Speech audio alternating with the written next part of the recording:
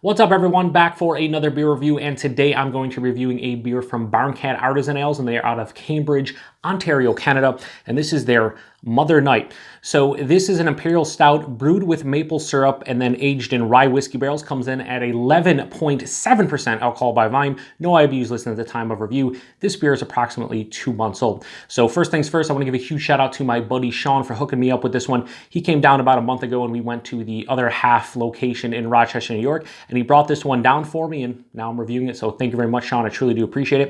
And I've only reviewed one other beer from Barncat on the channel. It was their Triple Simcoe, which was a triple IPA brewed with only Simcoe hops, and it was one of my favorite beers of 2018. Barncat is really small, and they make really great beer, actually. Most of their stuff is draft only, so most of the stuff I've had from them has either been in growlers or bottles. They don't package often, but when they do, I always like getting my hands on them because they're usually delicious. Hopefully in 2019, they package more of their offerings. So as I said, Mother Night, it's an Imperial Stout brewed with maple syrup and aged in rye whiskey barrels. The rye whiskey barrels they're using are Woodford Reserve, and they aged this for, I think it's 14 months in those barrels. So yeah, pretty epic. Hopefully this is delicious. I'm thinking it's going to be, we'll see. Not a huge hiss, but definitely some carbonation there, so that's good. Hashtag proper glassware. We got the Barncat Tiku, so here we go. Oh, that's a beautiful sound. Not gonna pour a ton. Gotta get some room for our nose there. So we'll turn it around just for a second here. First off, I just swirled it, tons of alcohol legs. But anyway, that pours out a really deep brown, almost, it's verging on black, but it didn't pour out like motor oil. It just poured out like a very deep dark brown with like some ruby red hints. Had about a half finger of a brown head, or like light brown head that is dissipating to a thin film. But yeah, the alcohol legs, it's not gonna come off on camera. I'll try to show you guys, but yeah, there's tons and tons of alcohol legs on this one. Let's get a nose. Wow. So this has been out of my fridge for about an hour. So we're probably talking room temperature. It's about 63, 64 down here right now. So appropriate drinking temperature. Unless we're Paul over at PA Brew News, then this should be boiling. Wow. So right off the top, that barrel is just the predominant note. Tons of rye whiskey. There's a spiciness from that rye, vanilla, oak tannins. Yeah, wow. This is just all barrel right now in the nose. There's like an underlying, very deep, almost baker's chocolate, like bittering chocolate aspect to it. There isn't a ton of sweetness on the nose outside of like maybe a bit of that vanilla. The maple syrup in the nose is really not here. I didn't think so. I mean, you're using maple syrup into the base beer, then you're aging it for 14 months in rye whiskey barrels. Yeah, probably gonna get lost. Hopefully it translates a little bit into the taste, or even a lot, because I love maple syrup, but I wouldn't be surprised if it just comes off as like a generic sweetness in the taste. But yeah, tons of like spicy rye, vanilla, oak. That rye whiskey is really prevalent in the nose. Not getting a lot of base beer characteristics, which slightly disappointing, but at the same time, it smells so awesome that I don't really care. Anyway, let's get into it. So cheers, everyone, and thank you very much, Sean.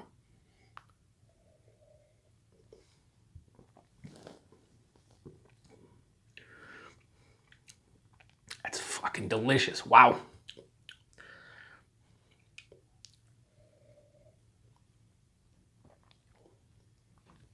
All right, so it's 11.7%. And what I was smelling is I'm like, all right, there's gonna be a lot of booze, there's gonna be a lot of bourbon. And there's a decent amount.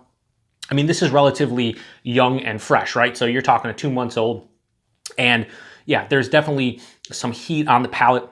I wouldn't necessarily say it's overwhelming, but it's definitely there. It's almost 12%. I kind of expected. This drinks like a 10, 11, 12% beer. So many beers nowadays kind of hide that. But yeah, I kind of expected this one based on the nose to kind of be in your face with the barrel aspect. The body is a bit thin. I would put this at like lower side of full body, higher side of medium body. But man, there is carbonation there, but it's a soft carbonation. It's a gentle carbonation. This is smooth, relatively creamy, just very soft on the palate, and it makes it infinitely more drinkable. If there was more carbonation in this one, I think it would be a little bit rougher. The flavors, though, right up front, that barrel punches you in the face. A lot of vanilla, a lot of just straight up bourbon. As it passes through the palate, I was saying bitter chocolate, more like a bitter chocolate in the nose, but on the palate, it's more of like almost like a brownie batter, fudgy type of chocolate. Not that sweet, but just kind of that taste profile. The maple does come through ever so slightly. It's a soft maple, it's a light maple, but I can tell it's maple as opposed to generic sweetness. As it finishes, it still finishes sweeter, but the alcohol itself and the barrel and maybe even the oak tannins kind of dry out the palate enough to balance it out. And this is not, what I like about this is not overly sweet. I thought, you know, with the maple syrup, with the barrel being 12%, I thought this would be a big booze bomb that was too sweet. Not the case. This is, even though I know this is 11.7%, and on the palate, you kind of get an indication it is a bigger beer. It's so easy to drink. Aside from like a warming in my chest, it doesn't distract me at all. It doesn't distract my palate.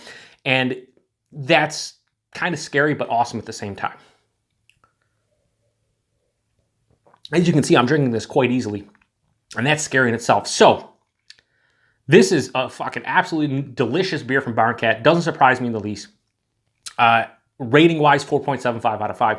It doesn't get a 5 because the body's a bit thin, and I do think with even like 6 months on this, I think that barrel is going to pull back a little bit, and maybe the base barrel come to the forefront. Definitely the booziness that I'm perceiving on the palate and the kind of like smacking you in the face with that barrel, that's going to, I think, kind of drop off a little bit in the next 4 to 6 months. Wish I had another bottle to age just to see. But if you have a bottle of this, I'd say drink it fresh. If you have a couple, drink it fresh and obviously age one. If you don't, maybe hold off for at least a couple months because it's kind of too fresh at this point. That said, it's still fucking absolutely delicious. It's super drinkable. And it's weird. This is one of the few beers that I've had that actually I can tell it's a bigger beer, but it's still easy to put down. So Mother Night from Barncat, 4.75 out of 5. This is fucking delicious. I love that I can get the maple syrup. I love the fact that the rye whiskey is there and in your face, but I can still get nuances of the beer underneath. And yeah, Barncat does it again. So thanks again, Sean, for this one. I truly do appreciate it. And thanks to everybody for stopping by for another beer review here on the Beer Patrol. Until the next one, cheers.